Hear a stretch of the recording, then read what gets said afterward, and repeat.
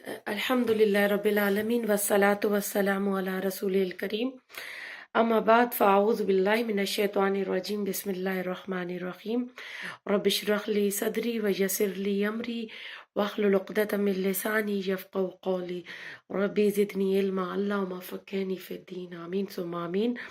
रब्बी humbly मिन लदुनका ज़ुर्रियतन तय्यिबह इन्नका समीउद दुआ। Topic है कि बच्चे की पैदाइश के बाद कौन कौन से काम करने चाहिए। तो बच्चा पैदा होगा तो शुरू में जो काम फौरन करने वो ये है कि गुटी यानी बच्चे को तहनीक का अमल जो होता है, बच्चे को कुछ खिलाना।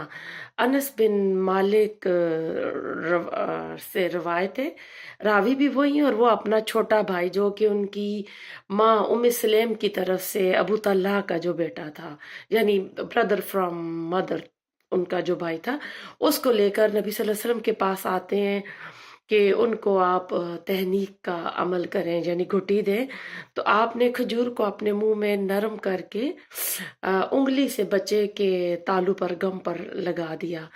तो ये आपने बच्चे को घुटी दी, और घुटी खजूर से भी दी जा सकती है, शहद से भी दी जा सकती है। अब इसके पीछे यानी हिकमत क्या है, ये क्यों दी जाती है। कहते हैं कि वलादत के वक्त जो है, जहाँ माँ जोर लगा रही होती है वहाँ बच्चा भी बाहर आने के लिए कर रहा होता है, और काफ़ी देर से उसको यानी फूड नहीं मिला होता, तो उसके बॉडी में शुगर का जो लेवल है उसकी कमी हो चुकी होती है। तो जब खजूर खिलाई जाती है तो बच्चे के एकदम जो शुगर है उसका लेवल बराबर हो जाता है। और फिर ऐसा है कि खजूर एक बाबरकत यानी फल है, और इसमें तमाम विटामिन है, यानी एक भरपूर कंप्लीट ग़िज़ा है।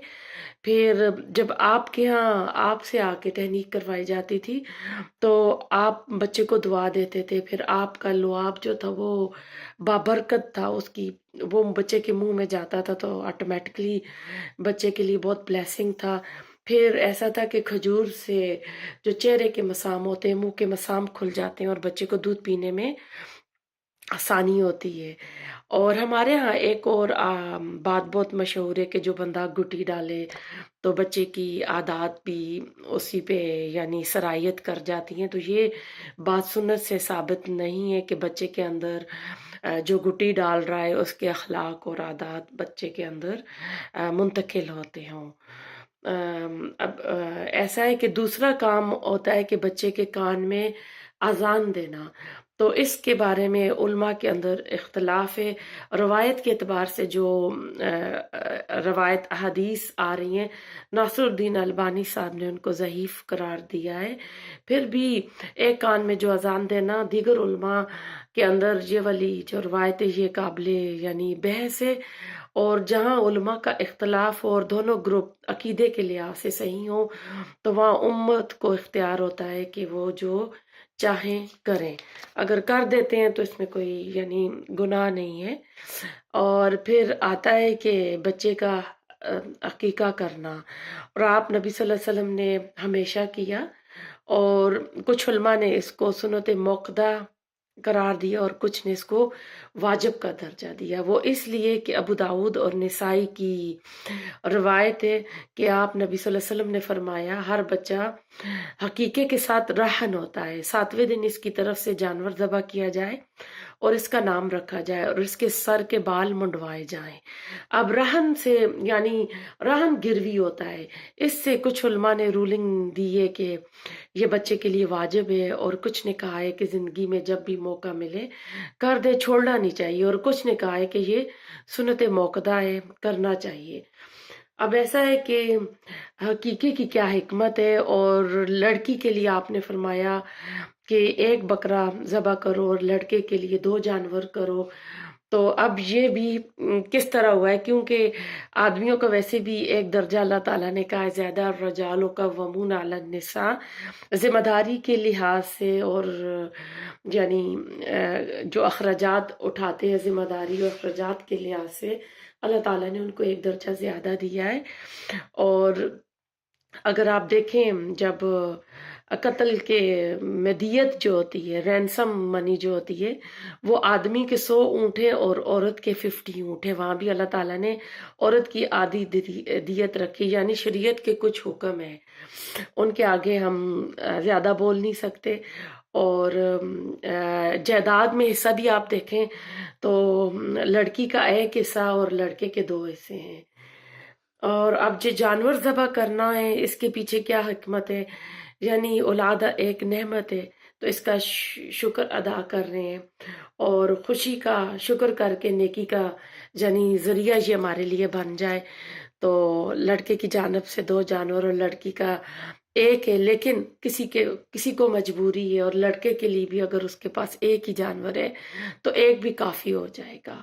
پھر سوال پیدا ہوتا ہے کہ یہ عقیقہ کب کرنا چاہیے؟ تو یہ علماء نے کہا ہے کہ 7ویں دن ہونا چاہیے، اور یہ دن جو ہے یہ قمری لحاظ سے، چاند کے لحاظ سے ہونا چاہیے، شمسی کیلنڈر کے لحاظ سے نہیں ہونا چاہیے۔ دیکھا جائے گا کہ بچہ کب پیدا ہوا، مثلا مغرب کے بعد بچہ پیدا ہوا تو مغرب کے بعد قمری یعنی چاند کے لحاظ سے وہ اگلا دن پڑ جاتا ہے، مغرب کے بعد دوسرا دن شروع ہو جاتا ہے۔ لیکن اگر آپ شمسی کیلنڈر کو دیکھیں تو مغرب کے بعد ہمارا وہی دن چل رہا ہوتا ہے، رات کو 12 بجے ہمارا اگلا دن شروع ہوتا ہے۔ تو چاند کے اعتبار سے 7ویں دن عقیقہ ہوگا۔ کبھی کیا ہوتا ہے کہ ہم لوگ ویکنڈ کے چکر یا دعوتوں کے چکر میں اس سنت کو خراب کر دیتے ہیں، تو علماء کہتے ہیں اس کو خراب نہیں کرنا چاہیے، کہ خواہ اپنی شان و شوکت اور نام کے لیے اور دعوت کے لیے ہم اس کو زیادہ ڈیلے نہ کریں۔ ہاں یہ کر سکتے ہیں کہ آپ اگر کوئی دوسرے شہر سے آ رہا ہے، کسی کا انتظار کر رہے ہیں آپ عقیقہ پارٹی کے لیے، تو پھر آپ جانور تو ذبح کروا لیں اس دن، 7ویں دن چاند کے لحاظ سے، پھر ان کو چاہے تو فریزر میں ڈال دیں، اور جو آپ کی مجبوری ہے، کسی کا انتظار کر رہے ہیں، کوئی آ رہا ہے، تو پھر آپ اس کو اس طرح ڈیلے کر سکتے ہیں، تو یہ الگ بات ہے۔ لیکن کوشش کرنی چاہیے کہ 7ویں دن ہی کریں، اور 7ویں دن تک بچے کا اچھا سا اسلامک نام بھی رکھنا چاہیے کہ جو اچھے معنی رکھتا ہو۔ اور اگر کوئی 7ویں دن عقیقہ نہ کر سکا تو اس کو چاہیے کہ وہ 14ویں دن کرے۔ پھر اگر وہ اس دن بھی نہیں کر سکا تو پھر اس کو چاہیے کہ وہ 21ویں دن 21st ڈے کو کرے۔ اگر 21 دن کو بھی نہیں کر رہا تو زندگی میں جب بھی اس کو موقع ملتا ہے کر لے۔ ہماری ایک دوست ہیں، ابھی ریسنٹلی انہوں نے آئی تھنک کچھ مہینے پہلے یا سال پہلے مجھے کہہ رہی تھی کہ میں نے اپنا عقیقہ خود کیا ہے۔ تو جب اس نے وہاں آرڈر دیا سٹور پہ، جہاں پہ گروسری سٹور پہ، تو کہتے جی بچی کا نام بتائیں، تو کہہ رہی مجھے ہنسی آ رہی تھی۔ تو حقیقہ کی دعوت بھی دی جا سکتی ہے، مہمانوں کو بلایا جا سکتا ہے، مہمان آئیں گے تو بچے کے لیے دعا کریں گے، اس میں اجتماعی دعا کا بھی اہتمام کیا جا سکتا ہے۔ پھر حقیقے کا جانور کیسا ہونا چاہیے؟ بعض علماء کہتے ہیں کہ قربانی کی طرح ہونا چاہیے، یعنی جانور بے عیب نہ ہو، موٹا تازہ ہو، ایج کی جو رکھی ہے پابندی وہ بھی ہو۔ لیکن بعض کہتے ہیں کہ عقیقے کے لیے کوئی شرط نہیں ہے، اس میں ابن حزم کا بھی قول ہے، اور راجح قول یہی ہے کہ اس میں نبی صلی اللہ علیہ وسلم نے کوئی شرط نہیں بتائی ہے۔ پھر اس گوشت کا تقسیم جو ہے، گوشت کی تقسیم کس طرح ہونی چاہیے؟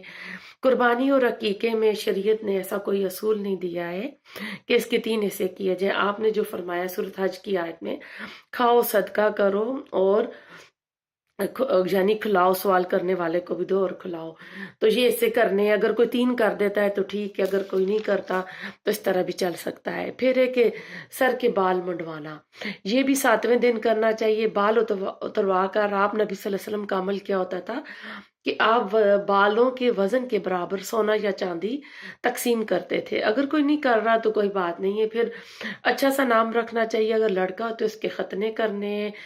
آپ نے حسن اور حسین کا 7ویں دن کیا تھا۔ صحابہ کے عمل سے یہ بات بھی ثابت ہے کہ جب سر کے بال اترواتے تھے تو وہ دودھ میں زعفران ملا کر بچے کے سر پہ لگاتے تھے۔ اب اس کے پیچھے کیا حکمت ہے؟ تو اس میں دیکھتے ہیں کہ جب بچے کے سر کو لیزر یعنی بلیڈ لگتا ہے تو شاید اس کا اثر ختم کرنے کے لیے، کیونکہ جو زعفران ہے، زعفران اینٹی بائیوٹک ہوتا ہے، اگر بچے کو کچھ یعنی انفیکشن وغیرہ نہ ہوا ہو تو اس لیے کرتے ہیں۔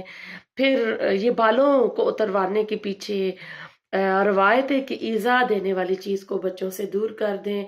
تو اب ایذا جو دے رہے ہیں، بال ہٹاتے ہیں، تو یعنی علماء نے اس میں بھی ڈسکس کیا ہے کہ یہ بال کس طرح تکلیف دیتے ہیں.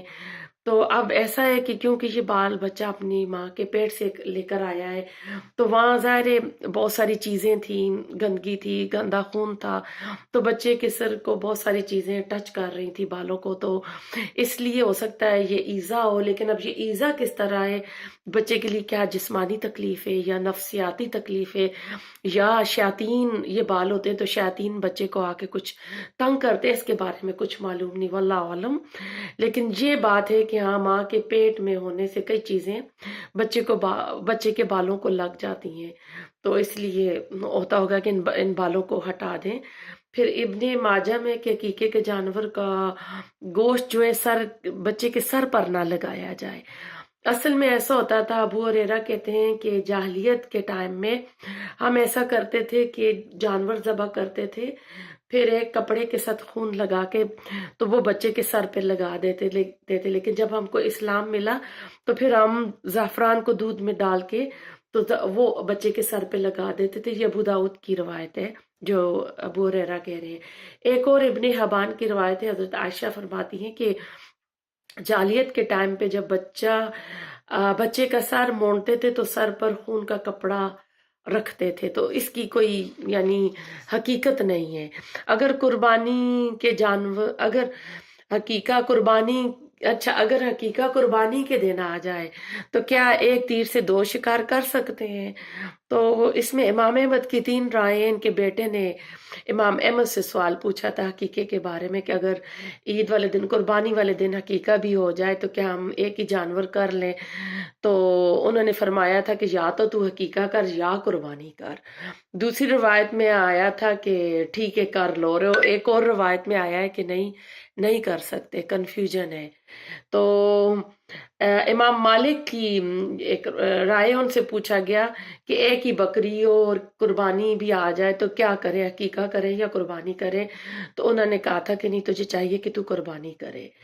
تو اس میں یہی ہے کہ قربانی الگ چیز ہے، حقیقہ الگ چیز ہے. تو ربنا تقبل منا انک انت السمیع العلیم وتب علینا انک انت التواب الرحیم. سبحانک اللہم وبحمدک نشہد ان لا الہ